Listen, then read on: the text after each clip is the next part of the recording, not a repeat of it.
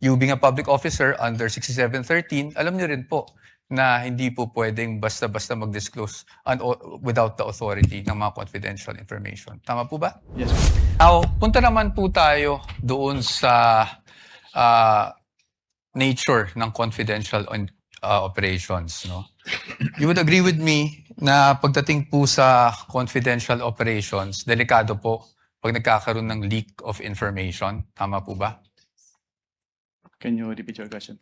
Delikado po kung magkaroon ng leak ng mga information na nakukuha patay sa isang confidential operation. Tama Given po the ba? classified nature of... Misleading, Your Honor. I'm just asking for his opinion. The witness would have been able to answer. Witness may answer. Given the classified nature Yes. of the confidential fund. Yes, thank you, Mr. Witness. In fact, you being a lawyer, you know that there are laws prohibiting the unauthorized disclosure of confidential information, correct? Can you repeat po? You being a lawyer, sir, you are aware that there are laws prohibiting the unauthorized disclosure of confidential information, correct? Can you state what specific laws po yung... Revised Penal Code under Article 229, for example, on the revelation of secrets. Yes po. Yes, Republic Act 3019, Section 3, Paragraph K, on unauthorized divulging of confidential information, correct? Yes po. And you being a public officer under 6713, alam niyo rin po na hindi po pwedeng basta-basta mag-disclose without the authority ng mga confidential information. Tama po ba? Yes po. Okay, so batay po dito, pinapahalagan po talaga ang confidentiality pagdating sa mga classified information na ito. Tama po ba? You would agree with me? Yes po. Yes. Now, let's go to the joint circular that we have been mentioning since yesterday. No? Ito pong joint circular number 2015-01.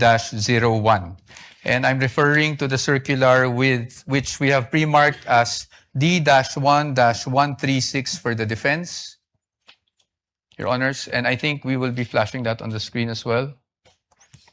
Ito naman po yung pag-usapan natin. I just wanted you, Mr. Witness, to give us the definition of confidential funds. Diyan po sa circular na yan, under, I think it's page 2, item 3.7. Can you please read it for the record? Under 3.7, confidential fund refers to the lump sum amount provided as such in the GAA for NGAs, in appropriation ordinances for LGUs, and in the COBs for GOCCs for their confidential expenses. Salamat po, Mr. Witness. At pagdating po, nabasa niyo po yung word na lump sum. Ibig po sabihin nito, buong halaga? Buong amount? As opposed to having line items for expense? Tama po ba? Lump sum. Yes Lump po. sum. Opo. At based on your experience, pag ang pinag-uusapan po natin ay confidential funds, pagdating po sa pag-disburse nito, cash po ba ito? In the form of cash? What expense are you pertaining? Confidential funds in general. Cash po ba ito? Wala pong specific provision kung anong type po ng yung ibabayad. Okay. But item 6 provides for the guidelines on cash advances, correct?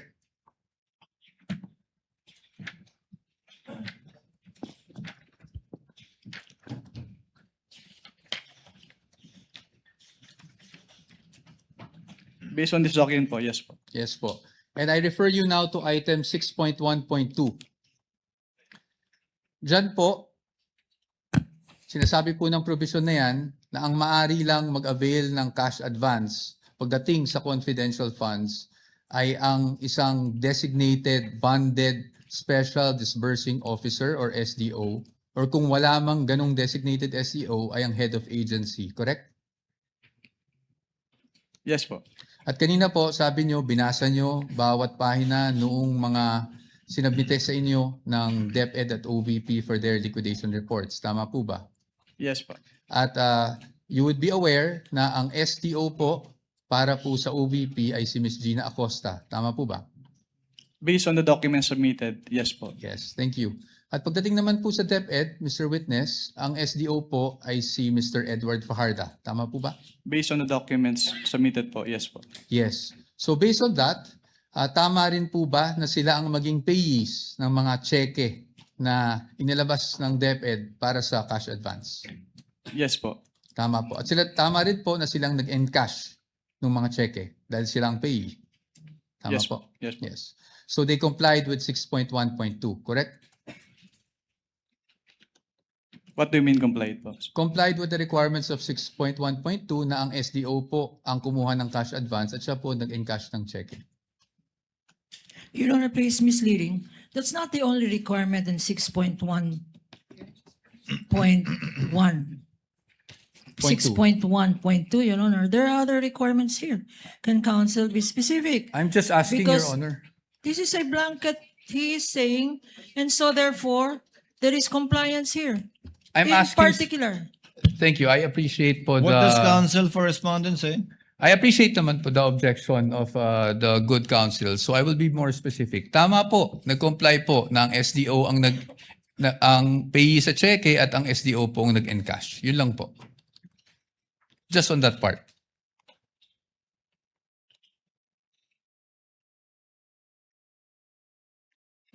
Based on the documents, si SDO yung pay ng cheque and yung nag-encash nung Okay. Thank you po. Now, I'll refer you to item 6.1.5 of the joint circular. Can you please read just the first sentence of that provision? cash advances shall be limited to the requirements for 3 months. Thank you, Mr. Witness. So tama po ba ang pagkakaintindi ko na para sa cash advance at any one time, ang maximum na pwede mo lang ma-cash advance ay yung requirements mo para sa 3 buwan ng confidential operations. Tama Based po ba? on this provision po, yes. Tama po. At 3 buwan po is equivalent to 1/4 of a year. Tama po ba? Yes po. Okay. Now, base po dyan sa provision na yan, nakasulat na ang maximum amount ay para sa 3 buwan. Pero meron po bang provision dyan na nagbabawal na gamitin ito in perhaps 60 days? Wala po. Meron po ba nagbabawal na gamitin ito in 11 days? Wala din po. Kaya hindi po namin sinama sa findings namin yung 11 days na disbursement. It's just a statement of fact po on the AOM. Thank you for confirming that, Mr. Witness. Familiar po kayo bilang isang CPA sa accrual method of accounting? Yes po. Can you just, in simple terms, because I'm not even a CPA, just give us a glimpse kung ano ibig sabihin. Ano ba ang accrual method of accounting? Kapag sinabing accrual method of accounting, yung expenses ay ni-record upon incurrence, not upon payment. Opo. Okay. So, dito po ba, pwede po ba yung parang I'm just a simple-minded person? Parang buy now, pay later? Ganon? Wala po yan sa joint circular, so I am not authorized to It's okay. answer that question. I will leave it at that. Punta na lang po tayo sa liquidation. Sa liquidation po, under the joint circular, that's under 6.2.2, correct? Under 6.2.2, if I may just refer you to that provision, dapat po maliquidate magsumite ng liquidation report ang isang agency na may confidential or intelligence funds within 30 days after the close of a quarter. Tama po ba? Tatlo po yung nakalagay dito, hindi lang po the 30 days after every quarter. Sige po, please enumerate for us. Under 6.2.2 of the joint circular, all cash advances for CF and IF shall be liquidated within 30 days after every quarter or from the approved target date of completion of the project or activity or after the cash advance had been fully utilized, whichever comes first in accordance with the procedures as stated po. Okay, thank you po. Ngayon po, papakita ko po sa inyo yung liquidation report na isinumite ng OVP for their 4th quarter confidential funds 2022. Maybe this time we could just ask our assisting counsel, Your Honor, to hand the document. Assisting counsel for the other side may also Prosecution. approach. Maaari niyo po bang matukoy kung anong date po na-receive ng COA ICFAO itong liquidation report ng OVP? Based on the transmittal letter po, January 17, 2023. January May we know, 17. Your Honor, for our understanding, what exhibit number? Sorry. counsel Thank you for referring to? reminding me, Your Honor. You're welcome. This is Exhibit D-1-4-OVP. This is the prosecution's P-1-11-A. No, I'm sorry. One? I'm sorry, what is it? Sorry, D-1 D-1-1. Sorry, Your Honor. dash one. I was just corrected.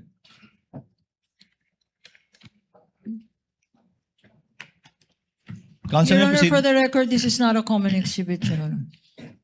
Duly noted. Now, base po sa date na nabasa nyo, compliant po ba na within the 30-day period ay nakapag-submit sila? Yung act lang po ng pag-submission, na pag-submit rather, ng liquidation report. Based on this document po, yes po. Yes po. And kung mapapansin nyo po, doon po sa transmittal, meron pong isang checklist. Tama po ba? Yes, sir. And I will refer you now to item 6.2.2.3 of the joint circular. Ayon po sa 6.2.3 ng nasabing joint circular 2015-01, ang gagawin po ng receiving officer ng COA ICFAO ay titingnan po yung checklist, tapos susuriin po yung mga dokumentong isinumite ng ahensya, yung mga attachments, kung pasok siya doon sa checklist of supporting documents na kinakailangan. Tama po ba? Can you repeat your question po? Ayon po sa 6.2.2.3, ang receiving officer ng COA ICFAO ay titingnan yung checklist and then titingnan din, susuriin yung mga naka-attach na dokumento kung compliant siya dun sa checklist. Tama po ba? Yes po, based on the joint circular. Based on that same provision, kung yun po ay kompleto, tatanggapin po ng COA ICFAO. Tama po ba? Yes po. At pag hindi po kompleto o meaning kulang po yung mga attached documents, yun po ay dapat ibalik ng COA ICFAO sa ahensya at hindi muna tatanggapin. Tama po ba? Yes po. Based And on in- this provision po. Opo. And in this case, because of the receiving stamp, would you say na tinanggap po ng ICFAO ang submission ng OVP? As stamp po nung ICFAO, yes po. Okay. Thank you, Mr. Witness. Now, basing on this document na natanggap ng COA ICFAO on January 17, 2023, ang kanilang liquidation report, meaning the OVP for the fourth quarter 2022 confidential funds, it took more or less 8 months for COA to issue its official finding. Tama po ba? Yes po. I am showing you a copy of the AOMs that you issued and that were also presented yesterday. May we know the exhibit number, Your Honor? Yes, Your Honor. I will get to that. Ready mo na yung mga next documents. Are you showing the one for the OVP or the DepEd? Counsel? OVP, Your Honor. OVP, that would be... This is D-1-103-OVP, Your Honor, for the first AOM issued on September 14, 2023. That's the counterpart of P-1-12-A. And isunod ko na po yung pangalawang AOM na na-issue on October 3, 2023. This is D-1-104-OVP for the defense. Which is P-1-12-B for the prosecution. Opo. Thank you.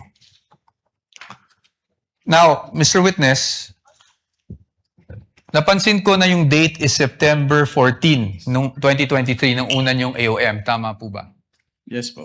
And that was actually just a few days after the budget hearing of COA held August 24, 2023, kung saan may mga legislators that, asked COA to look into the OVP confidential funds. Are you aware of that? Just if you're aware. I am not aware of that. That's okay. Now, I'll just move on to the AOMs themselves. No?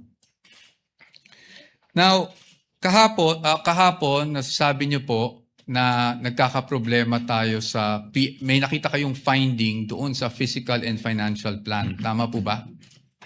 Yes, sir. Ng OVP. At yan po ay nakasaad din sa inyong findings dyan. Yes, sir. Tama po ba? Opo. You referred to, if I'm not mistaken, and please correct me if I'm wrong, item 4.2 of the joint circular. Yes, sir. Tama po? Yes, sir. Maaari nyo po bang, andyan pa po ba yung joint circular? Yes. Maaari nyo po bang basahin yung 4.2 ng joint circular para lang po sa kalaman nating lahat? Under 4.2 of the joint circular, all allocations of CF and or IF shall be supported with fiscal and financial plan indicating the proposed amount allocated for each program, project, and activity where disbursements pertaining to the CE and IE shall be based. Tama po. Thank you po, Mr. Witness. Dito po, sa kanilang fiscal and financial plan, the program stated is actually the Good Government Program. Tama po ba? Yung binabasa ko lang. Based on the document, yes. Based on the document. At ang expected outcome ay safe implementation of OVP initiatives and confidence building. Based on the document. Based on the document, yes. At ang physical target will be number of areas with surveillance and confidential activities conducted or monitored. Tama po ba? Yes. As well as the number of activities. Tama po ba? At ayon po dun sa binasa nyo, wala naman pong guidelines on how specific it would be. Correct? Well, nakalagay po kasi dito, dapat i-indicate yung each program, activity, and project na pagbabasihan ng disbursement ng CF. Apo. I won't argue with you. So basically, yung finding niyo po is based on your assessment as an auditor. Or since it is a plan, dapat po naka-indicate talaga dito kung paano nila gagastusin yung kanilang confidential fund. That's okay. Yes, I'll accept that answer. Now, nabanggit nyo rin po na hindi po nag-submit ng DEPs and or document evidencing payment. Tama po? Yes, sir. At yun po ay inilagay nyo sa inyong AOM. Tama Yes, po? yes, sir. At nabanggit nyo rin po na sumagot ang OVP dito sa AOM na to. Tama po ba? Yes, sir. Opo. Tama po. At pagdating po doon sa sunod na step, which is the notice of suspension, tama po ba? Yes, sir.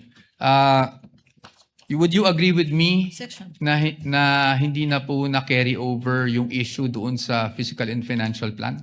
Yes, sir. Yes. So, ibig sabihin, tinanggap nyo po yung explanation. Well, ang purpose po kasi namin kung bakit namin ni-require yung specific confidential activities dun sa PFP is para makita kung paano gagastusin noong OBP yung kanilang confidential fund. Pero since nilagay naman na po nila doon sa kanilang revised accomplishment report yung specific confidential activities and even submitted the documentary evidence of payment. So, hindi na po namin hinanap ulit yung fiscal and financial plan. Okay. Salamat po. Thank you for that answer. Ngayon po, kasi kanina, kahapon actually, not kanina, sinasabi nyo walang sinubmit. Ang ibig nyo lang pong sabihin sa walang sinubmit is at the time na bago kayo mag-issue ng AOM. Tama po ba?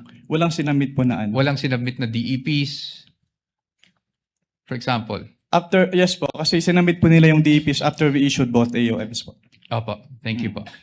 Ngayon, punta naman po tayo doon sa notice of suspension. Nandun pa po kayo di ba, ng notice of suspension? Yes, sir. And you suspended in audit the amount of 125 million. We are showing him a copy of the notice of suspension, Your Honor. This is Exhibit D-1-107-OVP for the reference of the Honorable Court.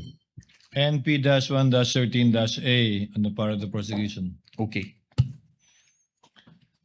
So, dito po, as you mentioned earlier, you were satisfied with already the submission of the accomplishment report ng OVP. That's why nawala na po yung issue sa physical and financial. Hindi po ako satisfied dahil compliant yung accomplishment report nila, kundi dahil nilagay lang nila yung specific confidential activities na pinagamitan nung kanilang bondo. Opo. So, nawala na po yung sa PFP na finding sa AOM. Based on the, yes po. Based on the NS. Tama po ba?